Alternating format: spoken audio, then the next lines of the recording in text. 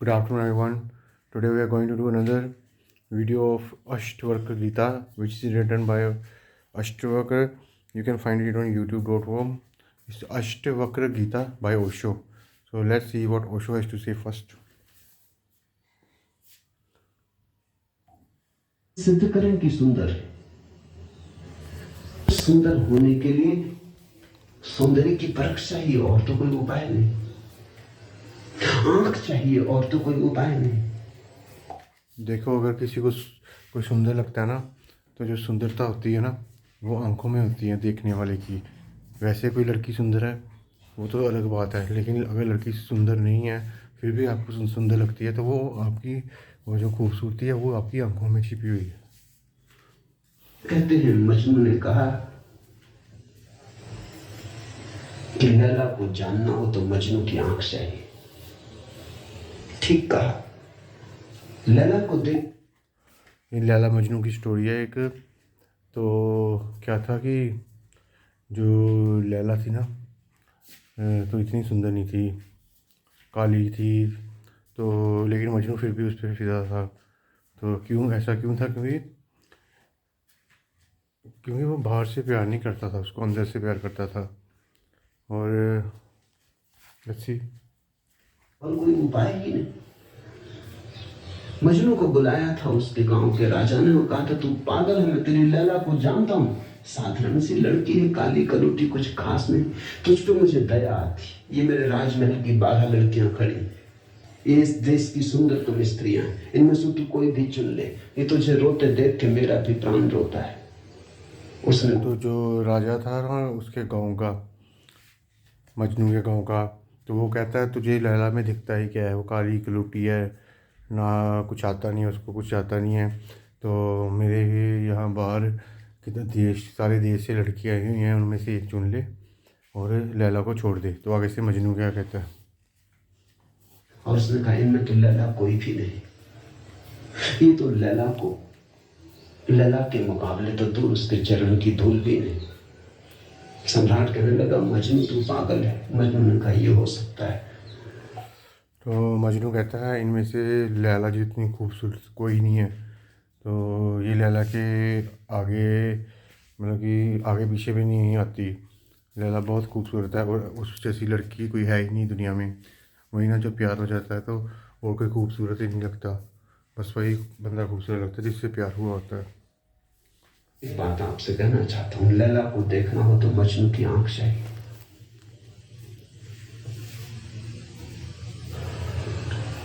ठीक कहा मजनू ने। मजनू कहता है अगर तुम्हें लैला अच्छी नहीं लगती, सुंदर नहीं लगती, तो तुम में वो आँख ही नहीं है जो लैला को खूबसूरत देख सके। मेरे में, क्योंकि जो लैला है उसकी खूबसूरती मेरी आंखों से देखी जा सकती है। तो वो बहुत प्यार करता था लैला को, और इनकी जुदाई कैसे हुई वो भी देखते हैं आगे। वृक्षों के सौंदर्य को देखना हो तो कला की आंख चाहिए और कोई प्रमाण नहीं। अगर किसी के प्रेम को पहचानना हो तो प्रेमी का हृदय चाहिए और कोई प्रमाण नहीं। और परमात्मा तो इस जगत के सारे सौंदर्य और सारे प्रेम और सारे सत्य का इकट्ठा नाम है। उसके लिए तो ऐसा निर्विकार चित्त चाहिए, ऐसा साक्षी भाव चाहिए जहां कोई शब्द न रह जाए, कोई विचार। ओशो यहाँ कह रहे हैं कि जो परमात्मा है, सारा सौंदर्य, सारा पाप, झूठ, सच, सब कुछ उसमें समाया हुआ है। तो आप जो पाप वगैरह करते हो तो उसकी सज़ा आपके कर्मों के थ्रू मिलती है। लेकिन जो मजनू था ना, वो लैला के पीछे इतना पागल था कि मतलब पूरे देश की लड़कियां भी उसने ठुकरा दी लैला के पीछे। और जो लैला थी वो इतनी खूबसूरत भी नहीं थी, लेकिन ये जो मजनू की आंखें थी उसने लैला की खूबसूरती को देख लिया था। कोई तरंग ना उठे, वहां कोई धूल न रह जाए मन की, और चित्त का दर्पण परिपूर्ण शुद्ध हो। प्रमाण कहां? रामकृष्ण से विवेकानंद ने कहा प्रमाण चाहिए। है परमात्मा तो प्रमाण दे। और विवेकानंद को देखा रामकृष्ण ने, बड़ी थी संभावना इस युवक की। बड़ी थी यात्रा इसके भविष्य की। तो जो स्वामी विवेकानंद थे उन्होंने रामानुजन से कहा, जो उनके गुरु थे, कि अगर परमात्मा है तो मुझे उसका सबूत चाहिए। ऐसे मैं कैसे मान लूँ कि परमात्मा है, क्योंकि मैं नॉन बिलीवर हूँ। मैं सिर्फ उस चीज़ पे यकीन करता हूँ जो मैं अपनी आँखों से देखूँ। तो आगे से रामानुजन कहते हैं, बहुत कुछ होने को पड़ा था इसके भीतर, बड़ा खजाना था, उससे ही अपरिचित है। रामकृष्ण ने देखा, इस युवक के पिछले जन्मों में झांका, ये बड़ी संपदा, बड़े पुण्य की संपदा लेकर आ रहा है।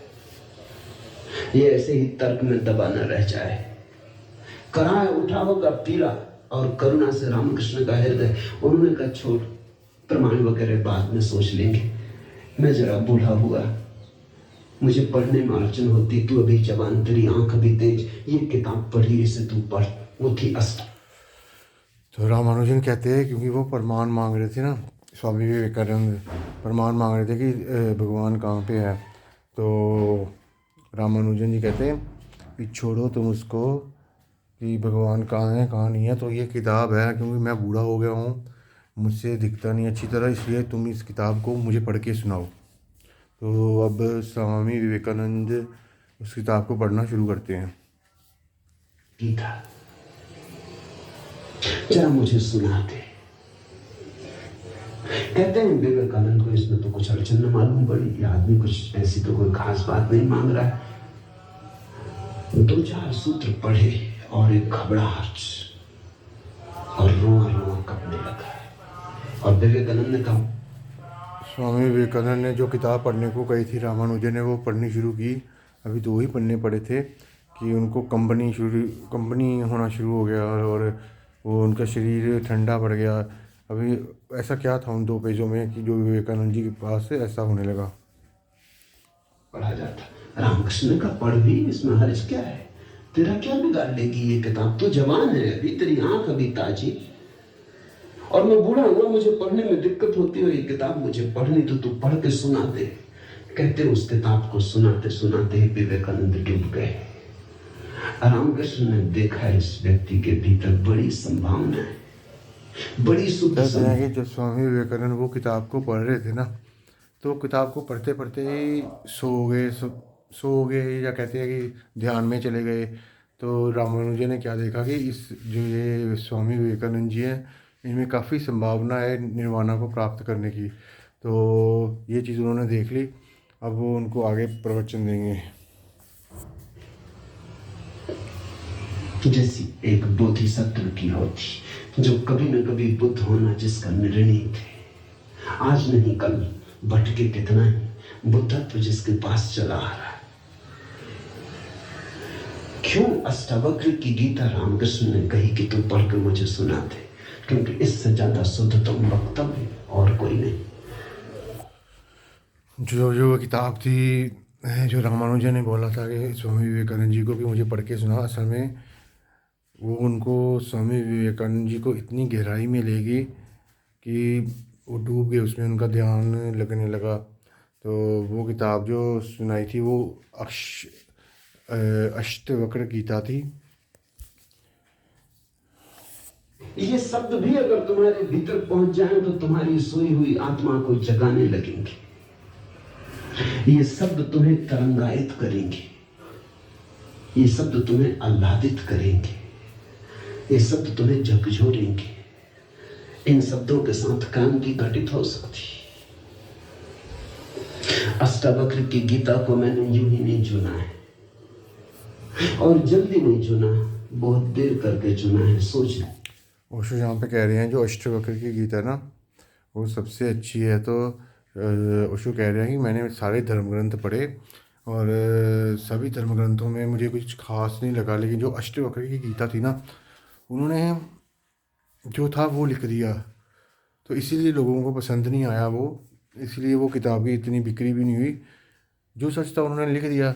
लोगों को ऐसा सच हजम नहीं होता, लोगों को तो उल्टा पुल्टा के बातें करनी, समझानी, उनके दिमाग में पानी पड़ती हैं। लेकिन अष्टवक्र थे जो, उन्होंने बिल्कुल ऐसा नहीं सोचा, ऑडियंस के बारे में बिल्कुल नहीं सोचा, बस उन्होंने जो सच था वो लिख दिया। तो इसीलिए जो ओशो हैं वो अष्टवक्र की गीता से इतने प्रभावित हुए हैं क्योंकि उसमें अपने को उसके साथ जोड़ने के लिए कुछ भी नहीं है। वो तुम्हारे लिए नहीं लिखी गई, वो बस लिखी गई है, वो सच है। तो आप भी अगर सोचते हैं अष्टवक्र गीता पढ़ने के लिए तो बहुत अच्छी बात है। मैं तो सोच रहा हूँ अभी, लेकिन लेकिन बात यह है कि मेरी पढ़ने लिखने की उम्र चली गई है। बस मुझे यूट्यूब वीडियो बनाने का मन करता है।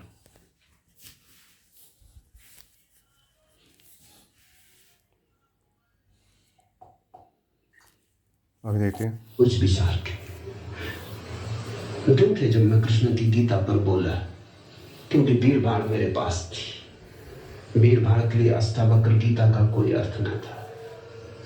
बड़ी चेष्टा करके भीड़ भाड़ से छुटकारा पाया है। अब तो थोड़े से विवेकानंद यहाँ हैं। अब तो उनसे बात करनी है जिनकी बड़ी संभावना है। उन थोड़े से लोगों के साथ मेहनत करनी है जिनके साथ मेहनत का परिणाम हो। वो शो कहते हैं कि मैंने बहुत भीड़ से बड़ी मुश्किल पीछा छुड़ाया है। लोग मेरे पास आते हैं, कहते हैं कि हमें निर्वाणा दो, हमें लाइटेंड कर दो, हमें ये कर दो, वो कर दो, लेकिन करना कुछ नहीं उनको। अब स्वामी विवेकानंद थे तो जो रामानुजन थे, उन्होंने उनमें काफ़ी प्रतिभा देखी, काफ़ी टैलेंट देखा कि हाँ ये बंदा मुक्त हो सकता है। तो उन्होंने उनको टीचिंग्स देनी शुरू कर दी। और ओशो भी कहते हैं कि अष्टवक्र गीता है जो, वो उन्होंने काफ़ी बार पढ़ी और हर बार एक ही मतलब निकला। ये नहीं कि जैसे हम कृष्ण जी की गीता पढ़ रहे हैं तो कभी कोई मतलब निकलता है, कभी कोई मतलब निकलता है।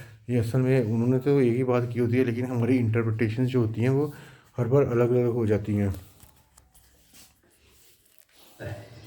अब हीरे तराशने, कंकड़ पत्थरों पर ये छेनी खराब नहीं करनी, इसलिए चुनी है अष्टावक्र की गीता। तुम तैयार हुए हो इसलिए चुनी। ओशो कहता है मैंने अष्टवक्र का धर्म ग्रंथ इसलिए चुना क्योंकि अब तुम तैयार हो। अब तुम तैयार हो, अगर तुम इसको पढ़ना चाहते हो तो पढ़ो, तुम्हारी ज़िंदगी में काफ़ी भलाई होगी। और उसकी जो चीज़ें हैं ना उन पे अमल करो। अमल करोगे तो तभी फ़ायदा है, लेकिन अकेले अगर पढ़ लिया तो वो फ़िलहाल थोड़ी देर लिए तुम्हारे दिमाग में बैठेगा और फिर वो चला जाएगा। तो इसलिए मैं भी सोच रहा हूँ अष्टवक्र की गीता पढ़ने के लिए, क्योंकि इतना इतना कुछ ओशो ने किसी चीज़ के बारे में कहा ही नहीं कि ये करो वो करो। अष्टवक्र गीता को तो वो बहुत इंपॉर्टेंट मान रहे हैं पढ़ने के लिए। तो मैं भी मंगवा रहा हूँ, तो आप भी मंगवा लीजिए अष्टवक्र गीता यूट्यूब अमेज़ोन से। पहला सूत्र, जनक ने कहा, हे प्रभु, पुरुष ज्ञान को कैसे प्राप्त होता है और मुक्ति कैसे होगी और वैराग्य कैसे प्राप्त होगा, यह मुझे कहिए। एतत् मम ब्रूहि प्रभु, मुझे समझाएं प्रभु। 12 साल के लड़के से सम्राट जनक का कहना, हे प्रभु भगवान मुझे समझाएं। एतत् मम ब्रूहि, मुझे ना समझ को कुछ समझ दे, मुझे अज्ञानी को जगाएं। 3 प्रश्न पूछे हैं। कथम ज्ञानम, कैसे होगा ज्ञान। साधारणता तो हम सोचेंगे कि ये भी कोई पूछने की बात है, किताबों में भरा पड़ा है। जनक अब उसको बात कर रहे हैं। जनक कहते उसको, स्वामी विवेकानंद जी को, कि हमें भी ज्ञान दो, हम ना कहीं ज्ञान से अपरिचित रह जाएं।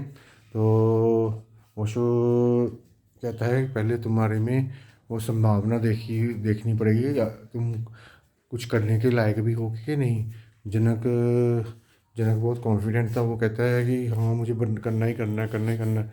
तो अब देखते हैं। दादा, किताबों में भरा पड़ा है वो ज्ञान नहीं, वो केवल ज्ञान की धूल है, राख है। जो किताबें पढ़ते हैं ना हम, ज्ञान की जो भी पढ़ते हैं सारी किताबें, वो सिर्फ एक राख है। जैसे जब फायर लगती है तो राख बच जाती है ना, तो वो है। जो असली जो सच है वो ज़ुबान से कहा नहीं जा सकता, उसको बस फील किया जा सकता है। क्योंकि आप जो भी बोलोगे, आप कुछ भी बोलोगे, वो आपका अपना क्या कहते हैं, आपने अपना नोन किया होगा। तो आप किसी के बारे में कैसे पता चलेगा कि वो निर्वाणा मोक्ष को प्राप्त हो सकता है कि नहीं। वो जैसे रामानुजन ने स्वामी विवेकानंद में टैलेंट देखा, तो उन्होंने उनकी पूरी हेल्प की मुक्त होने में। तो आगे देखते हैं। ज्ञान की ज्योति जब जलती है तो पीछे राख छूट जाती है, राख इकट्ठी होती चली जाती, शास्त्र बन जाती, वेद राख है। ओशो ने कहा जब ज्ञान वाली चीज़ कोई आग लगाती है ना तो राख बच जाती है। 2 मिनट, 2 मिनट है तो राख बन जाती है। तो वही राख है जो वो जो सारे धर्म ग्रंथ हैं हमारे, वो सारे वो राख हैं।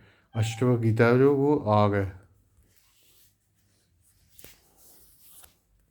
Okay friends, this is the end of the video, so please like and subscribe at the rate of capital A NKUR capital PURI 786. Okay, खुदा हाफिज़, अल्लाह अकबर, मदर मेरी, जय श्री राम।